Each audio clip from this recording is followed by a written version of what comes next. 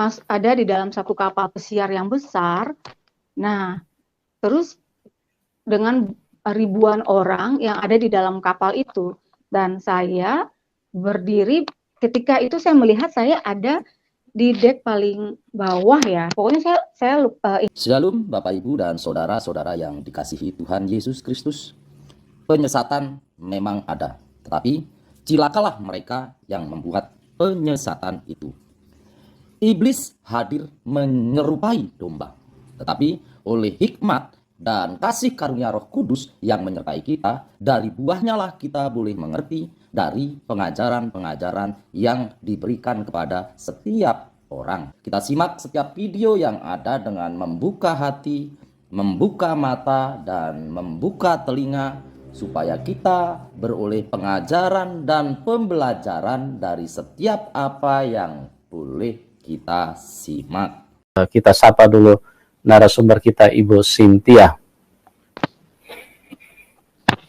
Selamat malam, Ibu. Selamat malam, Pak. Apa kabar? Shalom. Luar biasa. Ya, puji Tuhan.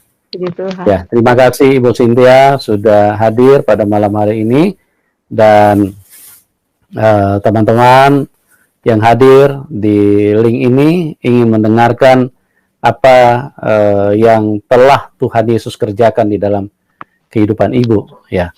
Nah, tentunya dimulai dulu dengan apa yang menjadi iman Ibu sebelumnya.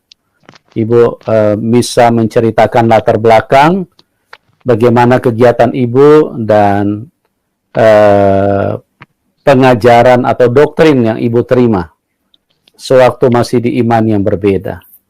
Oke, Bu, Ibu bisa silakan cerita kepada kami bagaimana dulu kegiatan Ibu di dalam keagamaan yang sebelumnya, di dalam iman yang sebelumnya. Iya,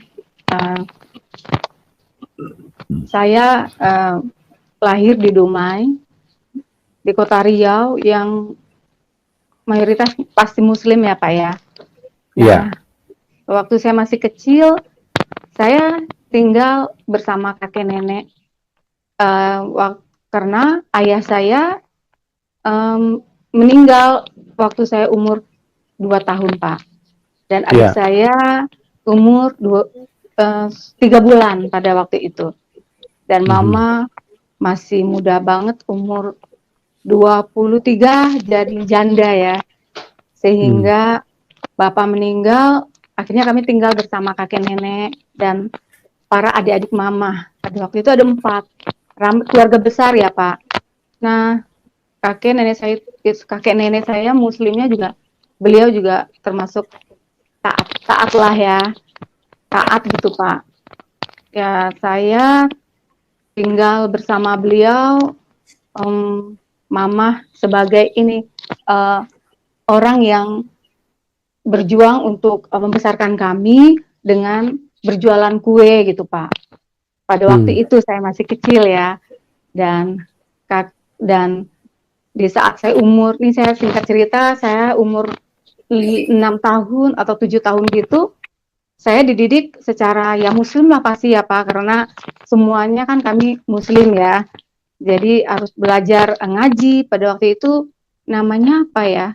Saya lupa nama untuk sekolah anak-anak itu PAUD apa? Sekarang namanya PAUD. Tapi dulu saya lupa, Pak. Nah, saya belajar ngaji, belajar sholat, dan belajar puasa dari kecil, Pak. Dari umur 6, kebanyakan anak-anak itu sudah 6, 7 gitu, 8 gitu udah diajarkan puasa ya, Pak ya. Kami sudah berpuasa dalam saat umur seperti itu. Nah, saya waktu umur 7 tahun lah mungkin ya, saya pernah jadi asisten guru ngaji, Bapak. Bukan guru ngaji ya, Pak ya, salah, asisten ya. Oh, asisten ya. Iya, ngajarin teman bagaimana belajar dengan tajwid yang benar. Untuk membaca ayat Al-Qur'an itu harus tahu tajwid ya, Pak. Dan itu harus benar gitu cara membacanya. Nah, saya dulu banyak hafal-hafal ayat-ayat Al-Qur'an. Itu banyak dulu ya, ini dulu ya. Gitu. Ya seperti itulah Pak kehidupan saya waktu masih kecil dengan agama yang notabene Islam semua dan ya begitulah saya juga seperti itu Pak kalau saya Ya, masih kecil. berapa lama Ibu menjadi asisten guru ngaji pada waktu itu? Oh Asisten itu sama guru ngaji sih cuma beda sedikit aja ya. Artinya Ibu saya nggak berarti juga layak loh. sudah pernah mengajar gitu loh. Iya, iya. Berapa lama Kalau oh kegiatan itu pada waktu Ibu?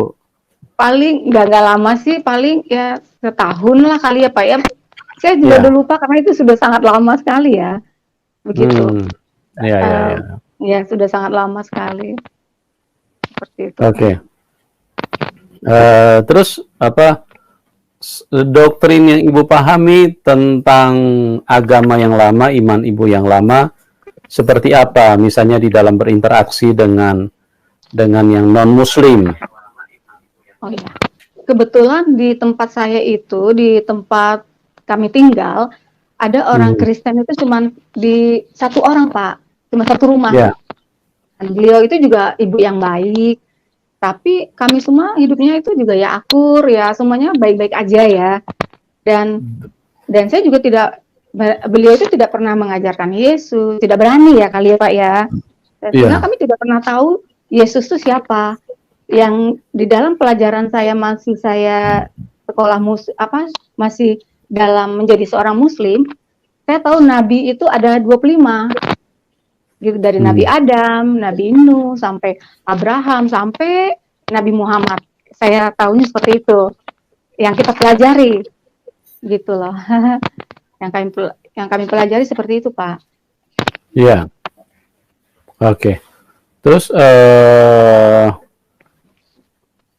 dalam prakteknya dengan sejauh iman Ibu di dalam yang lama, bagaimana ceritanya Ibu yang sudah pernah menjadi asisten guru ngaji, terus kemudian bisa berbalik, bisa meninggalkan keimanan Ibu? Apa yang Oh, terjadi dengan Ibu pada waktu itu? Bagaimana oh iya. peristiwanya?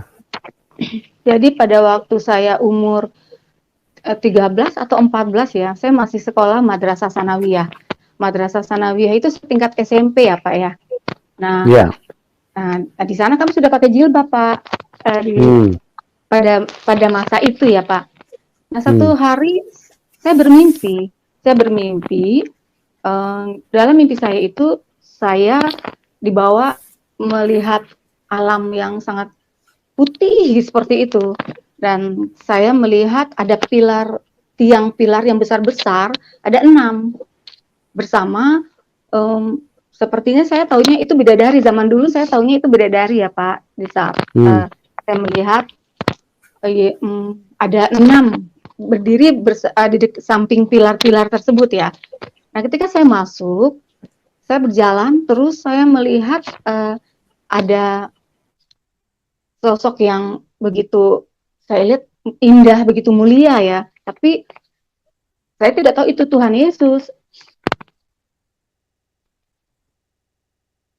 Jadi saya berjalan sampai mendekati sosok laki-laki tersebut. Nah, tetapi hmm, saya melihat, yang saya lihat, mereka itu Tuhan itu ada bersama para nabi-nabinya, Pak. Lagi duduk hmm, seperti meeting seperti itu. Tapi tidak seperti saya tidak berani mengganggu karena seperti mereka itu lagi serius berbicara begitu loh, Pak. hmm, Nah, saya berdiri di samping, kalau saya tahu dulu waktu itu saya panggilnya Nabi Isa. Saya bilang, ini hmm, Nabi Isa. Karena saya tidak tahu, saya tidak pernah bertemu Nabi Isa, saya tidak pernah bertemu Tuhan Yesus, dan tidak pernah melihat gambarnya sama sekali. Waktu saya masih di kampung ya Pak, beda hmm, dengan zaman sekarang, Tuhan Yesus itu sudah banyak. Ada fotonya, ada banyak orang tahu lah ya, karena udah banyak kesaksian gitu untuk anak-anak yang sekarang. Tapi pada waktu zaman saya, itu 30 tahun yang lalu kali ya, itu benar-benar tidak hmm, tahu Yesus itu seperti apa atau Nabi Isa itu. Nah, saya berdiri di samping Nabi Isa itu, saya bilang ini Nabi Isa begitu.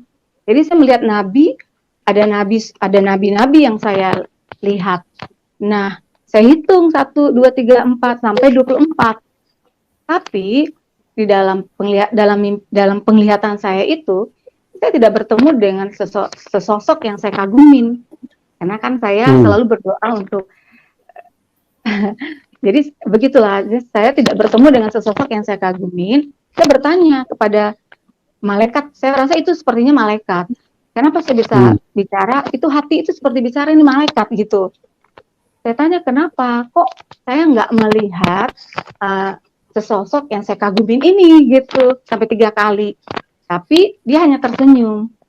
Nah, sekarang saya baru mengerti arti mimpi itu. Ternyata saya jadi pengikutnya Tuhan Yesus. Jadi saya hanya bertemu dengan nabi-nabinya Tuhan Yesus yang ada di Alkitab Injil dalam Perjanjian Lama cuma 24. Mungkin sekarang saya memahaminya seperti itu aja. Iya. Oke. Itu pada saat Ibu usia berapa mendapatkan penglihatan itu? Kalau saya pikir waktu saya SMP itu mungkin umur 13 atau 14 kali ya Pak ya. Ingat saya umurnya seperti segitu deh. Karena saya catat loh Pak dalam satu buku pada waktu itu. Saya catat. Entah kenapa saya kan dulu ingatnya tuh diary ya gitu ya. Saya catat. Diary ya, saya catat itu di dalam satu buku itu. Saya mimpi ini gitu. Saya satu hal yang aneh. Saya tanyakan, besokannya saya tanya sama nenek, sama mama gitu kan. Kok saya bermimpi seperti ini gitu. Terus nenek bilang, udah kamu banyak doa, banyak puasa, banyak berzikir gitu. Oh ya udah, saya ikutin aja seperti itu. Begitu Pak. Iya. Terus respon Ibu pada waktu itu seperti apa setelah selesai mendapatkan penglihatan itu? Apa yang terjadi di dalam hati Ibu, di dalam pikiran Ibu, dalam perasaan? Bagaimana dia mempengaruhi Ibu dengan penglihatan itu? Pada waktu itu saya merasakan seperti hatinya bahagia aja, sukacita saja ya Pak. Tapi mungkin karena saya masih dibilang ya masih remaja barangkali atau belum dewasa ya. Jadi saya menganggap ya sudah, itu hanya mimpi. Jadi nggak terlalu saya pikirkan dan nggak terlalu saya pedulikan gitu. Sampai saya umur 17 atau 18, saya bermimpi juga lagi dikasih mimpi, tapi mimpi mengenai kiamat. Mimpi lagi. Ya. Mimpi lagi. Bagaimana mimpinya? Nah, saya ada di dalam satu kapal pesiar yang besar. Nah, terus dengan ribuan orang yang ada di dalam kapal itu, dan saya berdiri. Ketika itu saya melihat saya ada di dek paling bawah ya. Pokoknya saya ini ya, seingat saya ya Pak. Jadi saya itu pakai baju putih dan beberapa orang yang bersama saya pada saat itu juga pakai baju putih dan semua tangannya tuh mengangkat begini kok Pak. Seperti orang kalau setelah saya udah percaya Yesus, ternyata itu kan menyembah ya Pak ya. Semua tangan itu mengangkat seperti ini, seperti bernyanyi gitu Pak, ke kapal gitu ke arah laut lepas gitu loh. Nah, saya pun ikut gitu dan saya ikut menyanyi. Tiba-tiba saya mendengar kiamat. Nah, tiba-tiba itu seperti kapal itu terbelah, kapal pesiar itu terbelah. Saya seperti kena ketiban kaca gitu. Saya bilang Tuhan, pada waktu itu saya manggil Allah ya. Allah, saya serahkan diri saya, hidup saya minta ampun. Udah, tiba-tiba sudah semuanya udah meninggal gitu. Nah, saya tidak tahu, maksudnya saya tidak tahu itu begini. Ketika saya tersadar, tiba-tiba saya melihat banyak mayat itu bergelimpangan di lautan, Pak. Tapi saya sudah berdiri di pantai, dan pada waktu yang saya lihat itu, saya berdiri mendekati pantai itu yang pasir putih, tapi arah di sana itu seperti sinar terang. Dan orang yang berdiri keluar dari air laut itu, dari lautan itu semuanya tiba-tiba pakai baju jubah putih. Dan banyak yang meninggal juga yang saya lihat. Seperti itu. Itu mimpi kedua saya. Seperti itu, Pak. Iya. Terus Ibu melihat orang berjubah putih. Terus apa kata-kata Ibu dengar di situ? Saya itu sepertinya mungkin saya sudah lupa kalau nyanyinya seperti apa. Cuman yang saya lihat itu semua pada mengangkat tangan, dua tangan, dan pada bernyanyi. Dan saya juga ikut menyanyi pada waktu itu. Saya juga bingung. Tapi saya tidak tahu itu adalah penyembahan di dalam penyembahan kepada Tuhan. Setelah sekarang saya mengenal Yesus, saya baru tahu itu. Seperti itu, Pak. Oke.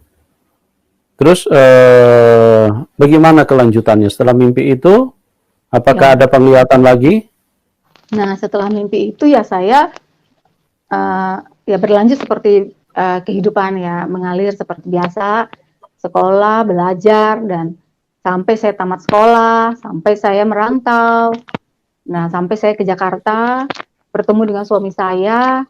Nah, barulah proses itu dimulai, Pak. Oh. Ya, Itu berarti Ibu cuma mendapatkan mimpi, penglihatan, tapi iman Ibu masih tetap sama ya waktu itu? Iya, karena saya tahunya hanya di dalam Islam saja. Saya tetap berpuasa, saya tetap sholat. Ya, kadang-kadang sholatnya juga ini nggak sholat, kadang sholat seperti itu sayanya. Iya, iya, iya. Oke, terus bagaimana proses selanjutnya sampai Ibu bisa mengenal Tuhan Yesus? Ya, nah setelah saya menikah, saya mempunyai anak 2. Pada tahun 2008 itu saya ingat saya bulan puasa 2008, Pak. Kalau nggak salah itu bulan Mei ya. Saya pokoknya lupa ingat ya, Pak ya, karena udah lama ya. Nah, dalam puasa itu saya selalu berzikir, bersolat sunnah. Hampir saya lakukan itu tiap hari dalam saat saya puasa. Jadi puasa itu sampai 2 minggu kalau seingat saya. Nah, saat saya berpuasa 2 minggu, saya berzikir, sholat sunnah sampai dari jam 3 pagi sampai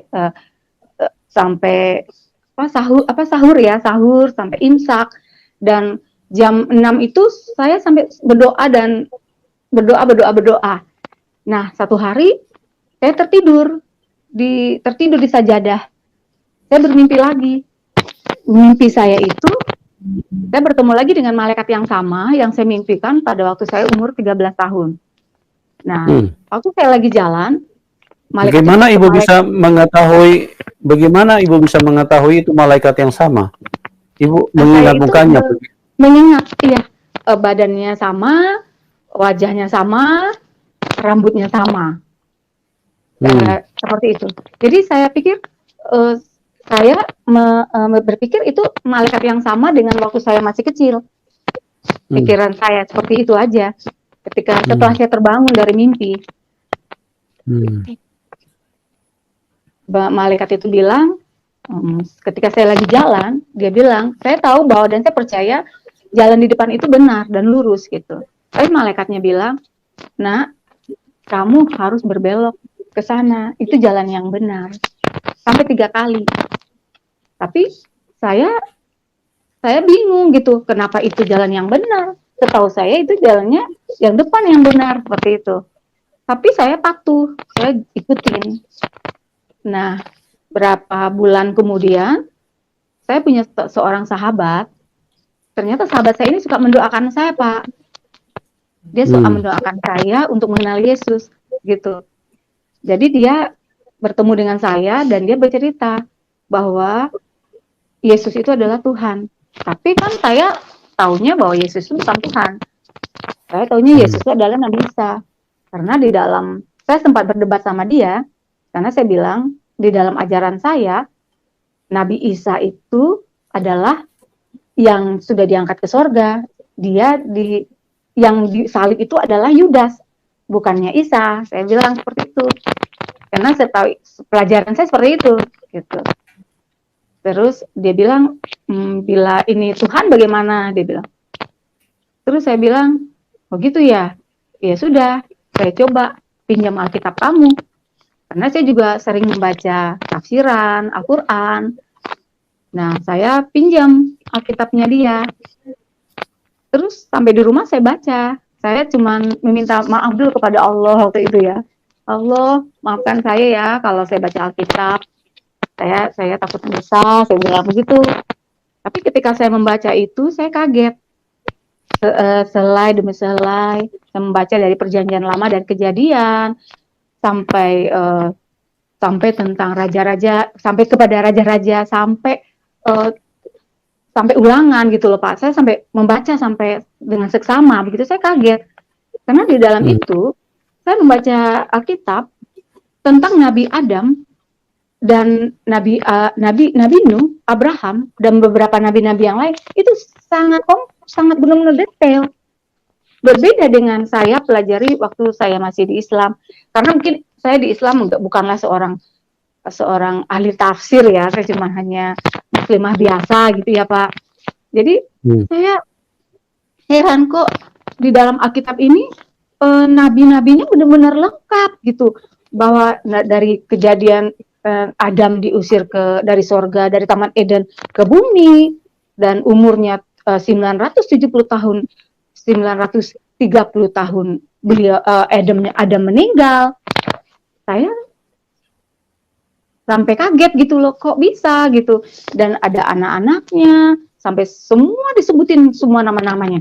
Kok bisa? Saya bilang, saya nggak pernah membaca di dalam ayat tafsiran Al-Quran atau apapun. Saya belum pernah membaca nabi-nabi yang sedetail ini. Saya pikir begitu.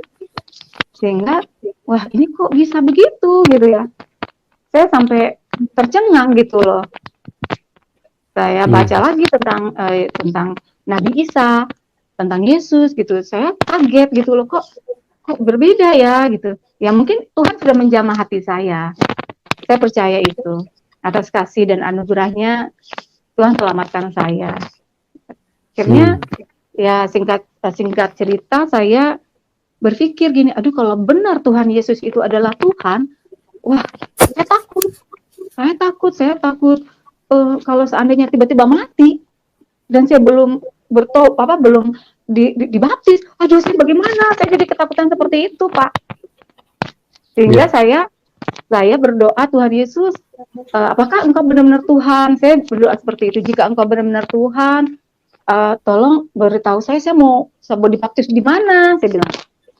Akhirnya saya cari tahu sendiri, dibaptis di mana. Saya cari dapat. Saya dibaptis pertama kali di gerejanya Pak Niko pada waktu itu, dan bersama teman saya diantar ke sana. Tapi pada waktu saya mau dibaptis, kami makan dulu Pak sama teman saya. Sampai ke sana, orang-orang semua sudah dibaptis. Sudah terlambat saya datang. Pas waktu saya datang, saya terakhir. Tapi sudah tidak didoakan. Saya merasa saya tidak afdal dibaptisnya. Seperti itu. Iya. Bu, saya mau tanya, itu waktu Ibu melihat malaikat yang berkata, jalannya bukan ke sini, jalan kamu mutar balik. Iya. Ibu melihat apa di situ? Waktu disuruh mutar balik. Iya. Saya itu melihat ya seperti jalanan. Ya sepertinya di situ terang gitu loh Pak yang saya lihat, karena yang saya lihat cuma ada saya dan ada malaikat itu berdiri di depan saya kan. Saya pikir itu adalah jalan yang benar. Nah, makanya saya berbalik. Ketika saya dibilang, "Nak, kamu harus berbalik. Jalan kamu yang benar ya di saat itu." Nah, pada waktu saya terbangun, saya agak sedikit heran gitu. Saya ini puasa 2 minggu berturut-turut. Saya sholat dari sholat 5 fardu itu, saya ikutin gitu loh, maksudnya rajin. Dan saya berzikir, saya sampai sholat sunnah, sampai sebelum sholat subuh itu, saya sholat sunnah namanya ya, saya juga lupa. Terus setelah sholat subuh, setelah imsak, saya itu berdoa terus berzikir sampai pagi, sampai jam 5, jam 6 pagi. Sampai berapa hari, 2 minggu saya lakukan hal itu. Saya bingung, loh kenapa ya saya berpikir begitu? Saya kan sholat ya tiap hari, berdoa, berzikir, gitu, puasa gitu. Kok kenapa saya harus disuruh berbalik? Nah itu satu pertanyaan yang saya sampai nggak habis pikir gitu loh Pak. Itu. Ya. Jadi Ibu berbalik juga? Saya berbalik, ngikutin kata menurut saya itu malaikat ya. Kenapa? Karena saya sering berapa kali mimpinya malaikat itu. Dan sampai setelah saya dibaptis, saya berkali pun dimimpiin lagi malaikat itu, Pak. Saya sering diberikan mimpi-mimpi sama Tuhan. Begitu. Ibu tidak adu argumen sama malaikat itu? Enggak, saya mau jalan sini aja. Enggak sih, saya untungnya taat, Pak. Untungnya saya patuh ya, Pak. Ya. Jadi Ibu berbalik ya? Saya berbalik. Setelah Ibu berbalik, apa kejadiannya pada waktu itu? Ya, setelah saya berbalik, itu sekitar bulan Mei, kalau nggak salah, saya ingatnya antara bulan puasa itu Mei apa Juni ya, Pak ya. Nah, saya berbalik sekitar bulan Desember pada tahun yang sama 2008 ya. Saya diinjilin sama teman saya itu yang tadi namanya Sandy, teman saya, sahabat ya. Yeah. Nah, dia kasih saya Alkitab dan saya baca. Pada waktu saya baca itu saya seperti ya apa ya? Seperti saya kayak masuk dalam dimensi itu dan saya kayak benar-benar kayak merasa hidup. Saya merasa itu Alkitab tuh hidup gitu loh. Saya sampai bingung. Ini kok bisa ya? Kok bisa ya? Saya cuma berpikir seperti itu. Kok bisa begitu ya? Saya bilang. Sehingga saya berdoa sama Allah pada waktu itu. Saya bilang, Allah, kalau benar-benar Tuhan Yesus Tuhan, berikan saya ini, berikan lebih kasih tahu saya lagi seperti apa yang harus saya lakukan. Kalau benar-benar Yesus Tuhan, aduh saya bagaimana ya? Saya cuma berdoa seperti itu, Pak. Tapi saya, ya mungkin karena itu semua karena kasih Tuhan, kebaikan Tuhan. Saya seperti diberikan seperti hati saya bicara begini, aduh kalau benar Yesus Tuhan dan saya belum dibaptis, kalau tiba-tiba saya meninggal atau ada apa kejadian, waduh bagaimana ya? Karena saya sangat takut sekali waktu itu dan saya mencari gereja untuk cepat-cepat dibaptis pada waktu itu. Gitu Pak, itu cerita saya. Oke. Teman itu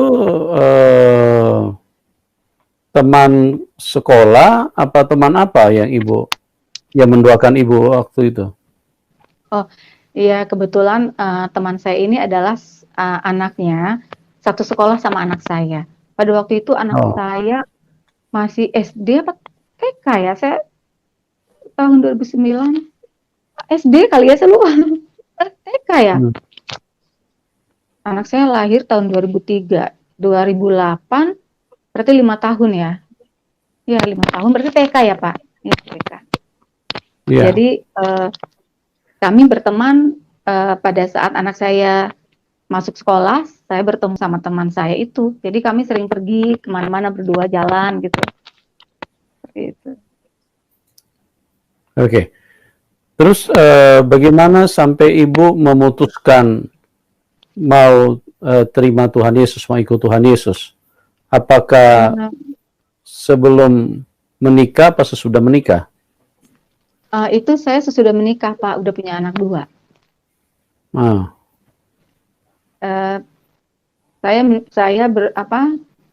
Tahun 2008 saya sudah punya anaknya 2. Jadi saya percaya Tuhan Yesus sebenarnya udah terlambat sih di saat umur saya sudah ya dibilang udah inilah ya, udah umur 30-an lebih lah gitu ya. Jadi buat saya itu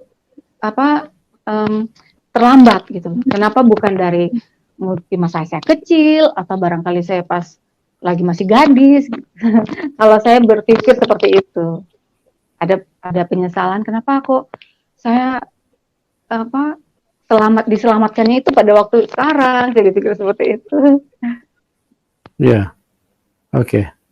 Terus bagaimana reaksi suami? Ibu kan sudah menikah, baru ambil keputusan untuk ikut Tuhan Yesus. Apa reaksi suami? Suami saya sih ya biasa saja Pak, bukan yang kebetulan suami saya adalah Katolik beliau ya. Jadi ya nggak ya terserah saya mau pilih agama apa gitu, nggak terlalu yang marah gitu. Ya saya mungkin sudah ini semua karena kasih karunia Tuhan yang memberikan saya itu kemudahan demi kemudahan Pak dalam mengenal Dia. Saya rasa seperti itu. Ya, oke. Terus Ibu dengan keluarga gimana? Ada tantangan nggak waktu Ibu percaya Tuhan Yesus? Apa tantangan mereka terhadap Ibu? Tahun 2010 pada tahun 2009 ya saya dibaptis. Saya tidak berani bicara sama keluarga saya takut Pak. Pasti ya. Saya takut bicara, saya tidak berani. Tapi pada tahun 2010 saya memberanikan diri untuk bercerita bahwa saya sudah menjadi anak Tuhan. Itu penuh dengan kontra yang sangat luar biasa. Ibu saya sampai sakit, Pak. Memikirkan saya menjadi anak Tuhan.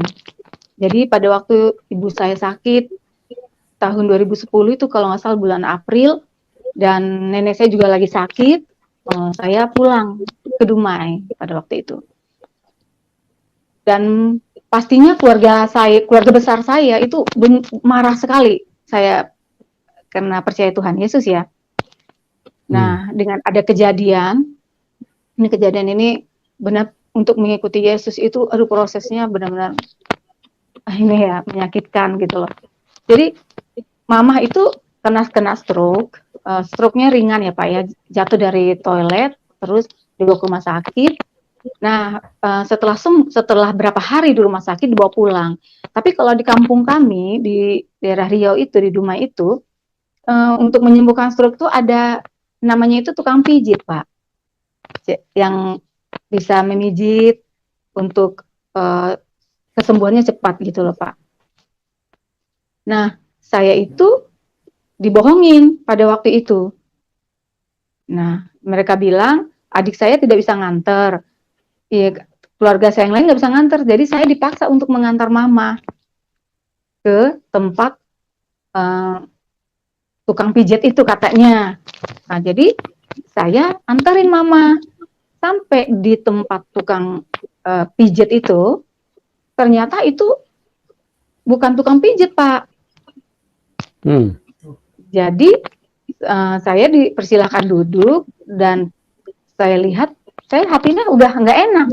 Ini kayaknya bukan tukang pijat, tapi hati saya tuh kayak bergemuruh gitu. Ini ada apa gitu? Tiba-tiba si bapak itu bilang, siapa yang nama Cynthia gitu kan? Saya bilang, dari belakang kan saya duduk tuh Pak di kursi tamu. Nah si bapak itu berdiri di belakang saya, dia notok saya Pak, notok punggung saya. Setelah notok punggung saya jadi kaget gitu kan, karena ternyata nanti saya ceritakan. Jadi waktu saya ditotok itu saya kaget, tiba-tiba itu si bapak itu punya asisten perempuan, asistennya itu juga ditotok Pak, dan si cewek itu tiba-tiba seperti orang kerasukan, dia menyembah begini, paduka begitu sama si bapak itu. Langsung bilang gini, bunuh dia paduka, bunuh dia. Saya kaget, bunuh saya gitu kan. Terus si bapak itu diem aja, senyum aja gitu. Nah, terus dia bilang gini, kamu harus menyembah, dia adalah raja, katanya dia bilang gitu. Saya bilang, raja saya hanya Yesus. Saya bilang, selain raja bukan Yesus, saya tidak akan pernah menyembah. Saya bilang begitu. Saya tidak tahu saya dapat kekuatan dari mana. Saya tidak mengerti saya dapat keberanian dari mana. saya bisa bicara seperti itu, dan mereka akhirnya mengajak saya duduk di lantai, Pak. Dia duduk di lantai. Nah, waktu duduk di lantai itulah cewek itu selalu bilang bunuh gitu kan ya. Terus saya pun diam, saya seperti terpaku gitu, tapi tidak ada ketakutan dalam diri saya. Nah, ketika si bapak itu mendekati saya dengan komat kamit yang saya tidak mengerti, tiba-tiba dia seperti meraung seperti harimau. Gitu ya Pak, ya ngeri lah. Pokoknya kalau saya lihat tuh saya juga mungkin takut. Padahal itu ada mama saya loh Pak. Mama saya tuh juga lagi sakit, lagi baru sembuh dari sakitnya. Beliau melihat saya di situ. Nah, bapak itu tarik tangan saya, pegang tangan saya, dan ini saya itu, dia bilang saya harus mengeluarkan roh Yahudi dari tubuh kamu, katanya. Terus saya bilang, ini bukan roh Yahudi, ini adalah roh Yesus. Saya bilang gitu. Saya berani-berani, aduh, saya kalau ingat itu saya jadi takut juga sih. Gitu. Terus dia tarik tangan saya, kamu harus saya keluarkan rohnya, roh Yesus itu katanya, roh Yahudi itu. Dia pencet tangan saya ini Pak, sekuat tenaga, benar-benar sekuat tenaganya dia. Tapi saya tidak, pertama saya merasakan sakit, tapi setelah itu saya tidak merasakan sakit.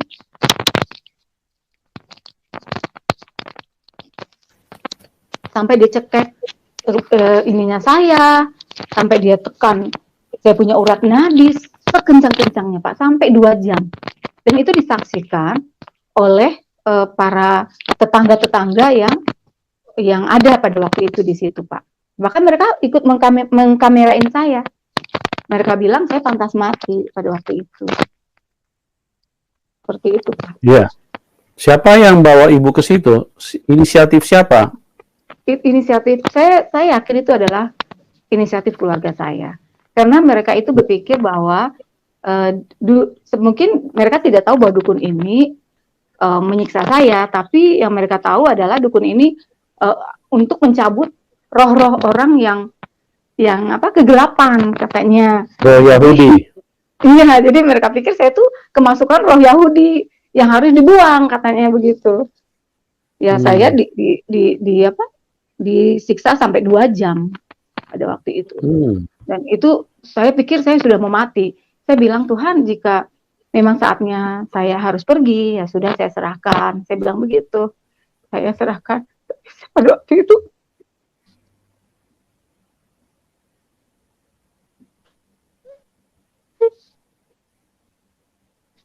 cuma ingat anak saya. Itu terbayang wajah anak saya.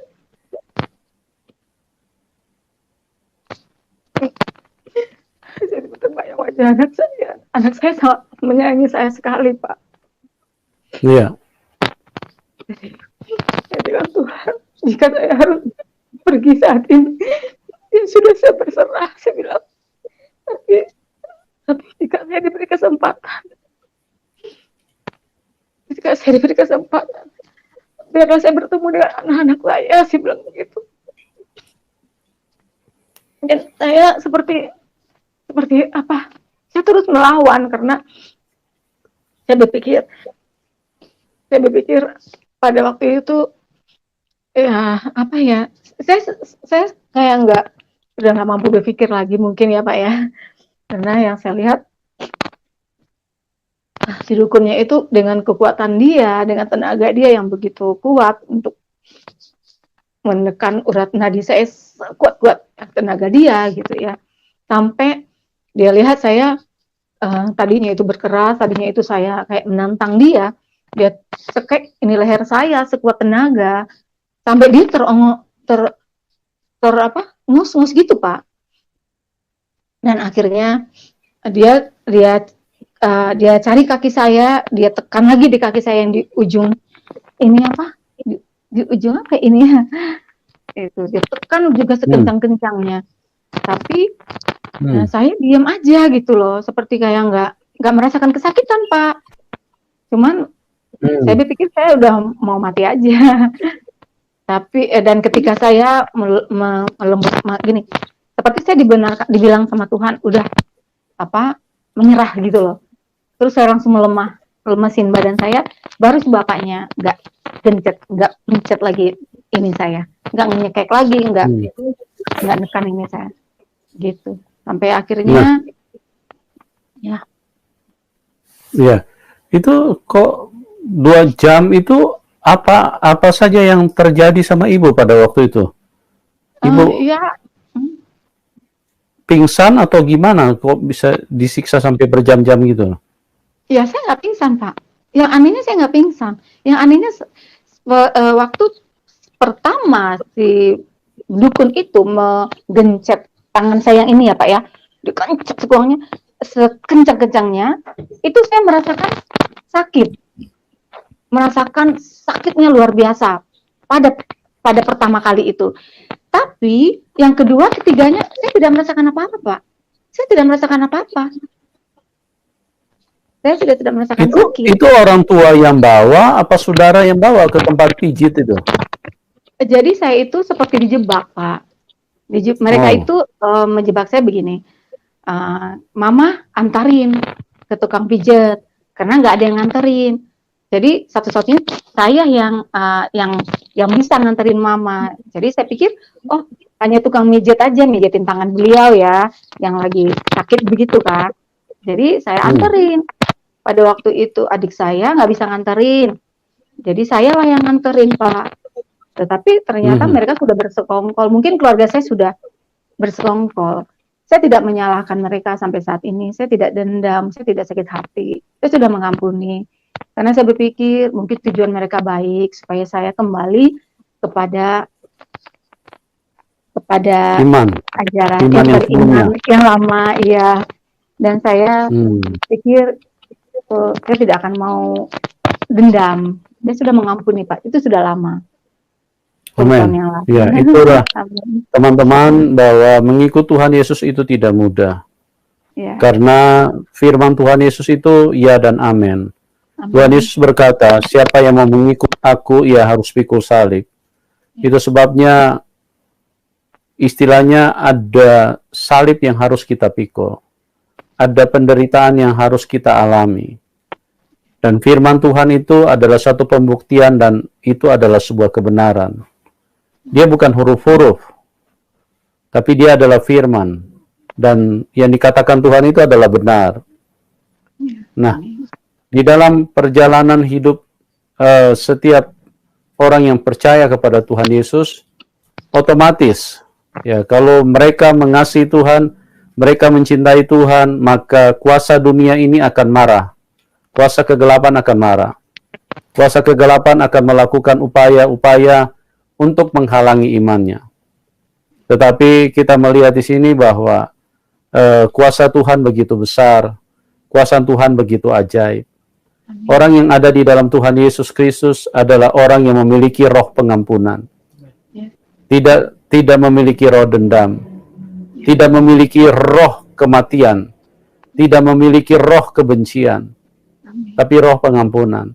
Sekalipun kita disiksa tanpa alasan, sekalipun kita disiksa tanpa dalil, tetap yang keluar dari mulut orang yang percaya kepada Tuhan Yesus, ampuni mereka Tuhan. Sebab itu yang diajarkan oleh Tuhan Yesus. Nah, teman-teman, mengenali Tuhan yang benar itu simple. Jangan sampai kita tersesat. Jangan sampai kita tertipu. Jangan sampai kita masuk neraka. Karena ternyata kita beriman kepada Tuhan yang salah. Tuhan yang benar itu Tuhan yang pengasih dan penyayang. Tuhan yang berkuasa. Orang yang berjumpa dengan Tuhan Yesus, maka dia akan meluap-luap dengan kasih sayang. Walaupun dia dianiaya, walaupun dia disiksa, walaupun tetap dia melepaskan pengampunan. Dan puji Tuhan, orang yang bertahan, orang yang setia, tidak mudah akan berbalik ke dalam imannya yang sebelumnya. Tapi orang yang mengalami perjumpaan dengan Tuhan, dia akan bertahan, dia akan setia sampai mati. Ya, Amin. Terima kasih Ibu. Terus bagaimana Bu kelanjutannya? Ibu menceritakan kepada suami nggak setelah Ibu mengalami siksaan seperti itu? Saya nggak pernah cerita itu sampai sekarang kepada mertua saya pun saya nggak berani. Jadi saya pas setelah kejadian malam itu, saya akhirnya pulang sama mama, ya. Tapi kami naik beca ya Pak ya, Iya. naik beca. Jadi sampai mama juga nangis, terisak-isak melihat saya diperlakukan seperti itu. Karena saya bisa melihat mama pada waktu itu, kan saya duduknya berhadapan mama di ujung sana, jadi saya bisa lihat. Nah, tapi saya sampai di rumah, mama bilang begini, udah kamu pulang aja ke Jakarta. Kalau di sini nanti kamu kasihan, mama bilang begitu. Iya iya, besok aku harus pulang ke Jakarta. Kalau di Dumai itu Pak nggak bisa besok, nggak bisa ini dapat tiket itu ke Jakarta tuh nggak gampang, harus lewat Pekanbaru. Karena keluarga saya bukan ada yang kerja di Caltex atau Pertamina. Kalau kerja Pertamina, saudara atau orang tua bisa dapat tiket di Dumai langsung ke Jakarta. Nah saya keesokan harinya itu malamnya itu setelah saya sampai di rumah, saya berdoa sama Tuhan. Pas jam 2 pagi saya mendengar, habis saya doa itu saya dengar seperti di atap saya itu kayak orang berlari-lari gitu loh Pak. Ini ada apa, siapa yang berlari di atas gitu. Jadi ada ini juga, serem juga, saya bilang. Akhirnya mama bilang, udah kamu pulang ke Jakarta. Ya sudah, keesokan harinya itu tangan saya itu bengkak Pak. Ini bengkaknya tuh sampai berapa hari itu bengkak segini. Dua-duanya. Saya bilang, Pengaruh karena dipijit ya Bu, atau iya, di dukun ini tuh iya ditekannya sampai kenceng sekali itu. Sampai bengkak. berarti hanya pengaruh kepada fisik aja Bu ya? Iya, pengaruh Kepada fisik. mental Ibu ada pengaruh nggak kepada mental? Enggak. Saya percaya bahwa ada Tuhan yang memberikan saya kekuatan. Amin. Ada Tuhan memberikan saya keberanian. Amin. Ada Tuhan Yesus, haleluya. Ada Tuhan Yesus. Itulah Tuhan Yesus, Tuhan yang setia, Tuhan yang berkuasa. Apabila kita bersama dengan Dia, maka perlindungannya ada. Sekalipun Tuhan izinkan kita. Kenapa Tuhan izinkan kita disiksa? Kenapa Tuhan izinkan kita dianiaya? Kenapa Tuhan izinkan kita menderita? Ada banyak tujuan Tuhan. Yang pertama, Tuhan ingin menunjukkan kepada orang yang percaya kepada Dia, kepada Tuhan, bahwa dunia ini dunia yang jahat. Dunia ini selalu menghasilkan yang jahat. Dunia ini yang dihasilkan adalah kebencian. Dunia ini yang dikeluarkan adalah amarah. Dunia ini yang dikeluarkan adalah bagaimana untuk menyingkirkan orang lain, merugikan orang lain. Itulah dunia. Dan Tuhan Yesus mengizinkan itu supaya kita mengenal. Dan yang kedua, yang Tuhan ingin buktikan bahwa ajarannya berbeda dengan ajaran yang dari dunia. Itu sebabnya Tuhan izinkan bahwa bagaimana kita mengenal kebenaran. Kebenaran pada saat bertemu dengan ketidakbenaran, ketidakbenaran akan marah. Ketidakbenaran akan panas hati. Ketidakbenaran akan selalu berusaha untuk menekan, bahkan dengan tujuan untuk membuat kita berbalik atau meninggalkan Tuhan. Tapi kita melihat Tuhan Yesus adalah Tuhan yang setia. Dia bertanggung jawab. Dia panggil kita. Dan yang penting juga, Tuhan ingin menunjukkan bahwa kita sudah berjumpa Tuhan. Kenapa? Karena orang yang berjumpa Tuhan hidupnya berubah. Orang yang berjumpa dengan Tuhan pengampunannya besar. Orang yang berjumpa dengan Tuhan sekalipun dia disakiti, dia tidak akan membalas. Sekalipun dia disakiti, dia paling hanya bisa berdoa, ampuni mereka. Jadi di situ kita melihat bahwa ada dua kekuatan yang bekerja di dalam hidup manusia, kekuatan Tuhan dan kekuatan setan. Apabila kita buka hati kepada Tuhan, maka kasih karunia Tuhan, kebaikan Tuhan, cara hidup kuat, cara hidup Tuhan, konsep Tuhan dimasukkan di dalam hidup kita. Tapi kalau kita tidak mengenal Tuhan, maka hidup kita hanya dipenuhi dengan amarah, emosi, iri hati, kebencian, bahkan membunuh orang lain, menghalalkan darah orang lain. Ya, kita akan terus dirasuk dengan kuasa kegelapan untuk terus marah, terus emosi, dan yang penting hawa nafsu kita, keinginan kita, kepuasan amarah kita bisa tercapai. Kita tidak pikir orang lain menderita. Kita tidak pikir saudara kita menderita, ya. Bahkan Ibu Cynthia tadi mengatakan bahwa itu adalah merupakan rekayasa keluarga. Nah, rekayasa keluarga. Keluarga kalau tidak melihat kebenaran, keluarga kalau tidak melihat Tuhan Yesus, ya seperti itulah. Dia tidak peduli saudaranya mau mati kek, mau apa kek, dia tidak peduli. Yang dia peduli adalah puas hatinya. Yang dia peduli adalah bagaimana dia punya tujuan bisa tercapai. Beda dengan orang yang kenal Tuhan. Ya, oke. Ibu terus bagaimana kelanjutannya setelah Ibu mengalami itu? Apakah Ibu ada keinginan untuk mundur dari Tuhan Yesus? Kan ikut Tuhan Yesus tidak mudah, Bu. Susah. Nah, itulah hebatnya Tuhan kita, Pak. Ya. Ketika kita berserah kepada Dia, ketika kita mengandalkan Dia, ketika kita percaya pada apa yang direncanakan Dia, ya kita tidak akan merasa sakit hati lagi, tidak akan ada rasa dendam lagi, tidak ada lagi rasa benci. Karena kita tahu bahwa mereka mungkin tidak bermaksud jahat sama saya. Mereka mungkin tidak seperti yang mereka pikirkan akan terjadi hal seperti itu. Itu hanya anggapan saya saja ya, Pak. Dan saya tidak akan menyerah. Saya percaya bahwa Tuhan Yesus pasti menjaga hidup saya, melindungi saya. Dan saya tetap mau mohon kepada Roh Kudus untuk taat kepada Dia sampai selamanya. Amin. Amin. Oke. Puji Tuhan, luar biasa. Ibu, mungkin Ibu bisa ceritakan mujizat apa yang Ibu alami di dalam Tuhan. Supaya bisa menguatkan. 1-2 saja, Bu. Nggak usah semua. Kalau mau semua nanti bisa 70 hari nggak selesai kesaksiannya. Ya, 1-2 saja, Bu. Mujizat apa Ibu bisa share kepada teman-teman, bisa menguatkan teman-teman yang lain, dan juga bisa membuka suatu wawasan yang baru, bisa mencerahi, menerangi, supaya kita bisa mengenal bahwa Tuhan yang kita katakan Maha Kuasa itu, Dia harus bisa buat mujizat di dalam hidup kita. Karena kalau Dia tidak pernah buat mujizat, maka Dia bukan Tuhan. Iya. Silakan Ibu. 1-2 saja, Ibu. Oke. Nah, saya jujur aja, Pak. Saya ini bukan sekolah yang tinggi. Saya juga tidak pintar banyak hal. Saya ibu rumah tangga biasa. Hanya ibu rumah tangga biasa. Tetapi pada tahun 2014, saya itu lagi dimimpiin Tuhan mendengar suara malaikat bernyanyi, Pak, di sorga. Begitu indah sekali.